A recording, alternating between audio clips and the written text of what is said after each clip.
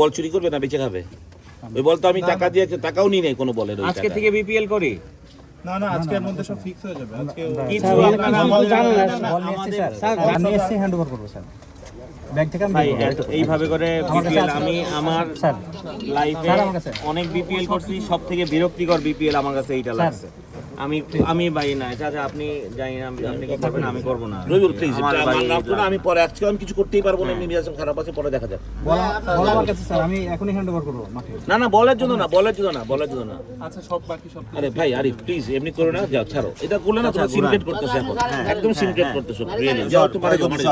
এ কেমন ঘটনা, এ কেমন কাণ্ড! নোয়াখালী এক্সপ্রেসের অনুশীলনের মাঝপথে উঠে চলে গেলেন খালেদ মাহমুদ সুজন এবং তালহা জুবায়ের। তাদের নানা রকম অভিযোগ। তালহা জুবায়ের তো বলেই ফেললেন তিনি এই রকম বিপিএল আর কখনো দেখেননি। বিপিএল এর আগের দিন বিপিএল আরও একবার কলঙ্কিত হলো এবং তাদের বারবার বোঝানোর চেষ্টা করা হয়েছে, তাদের বলার চেষ্টা করা হয়েছে, কিন্তু তারা তাদের কথায় অনড় এবং তাদের কথাতেও যতটুকু শোনা গেছে তাদের কথাতেও কিন্তু যুক্তি আছে, যেটা তারা বলছিলেন বারবার।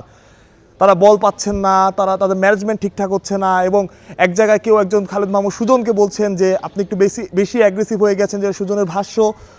এবং এসব কারণেই আসলে কোচ, ক্রিকেটার থেকে টিম বয় থেকে শুরু করে সবাই আসলে মাঠ ত্যাগ করেছেন এবং ক্রিকেটার সেখানে নেই, সেখানে টিম বয় ছিলেন এবং কোচ ছিলেন তালহা জুবায়ের এবং খালেদ মাহমুদ সুজন ছিলেন এবং সিএনজিতে করে কিন্তু তারা দ্রুত মাঠ থেকে ত্যাগ করেছে এবং তাদের অনেক বোঝানোর চেষ্টা করা হয়েছে, কিন্তু তারা আসলে বোঝেননি, তারা আসলে তাদের কথা শোনেননি, যেটাই আসলে সবশেষ খবর। এবং বিপিএলে যা হচ্ছে তার মধ্যে আমার সবচাইতে খারাপ ব্যাপার হলো এটা যে দুই কোচ মাঠ থেকে উঠে চলে গেলেন। কালকে শুরু হবে বিপিএল, আদৌ হবে কিনা সেটা নিয়েই এখন শঙ্কা, কারণ দুজন কোচ যারা মাঠ থেকে মাঠের মাঝখানে অনুশীলনে এসে রাগ করে অভিযোগ জানিয়ে চলে গেছেন।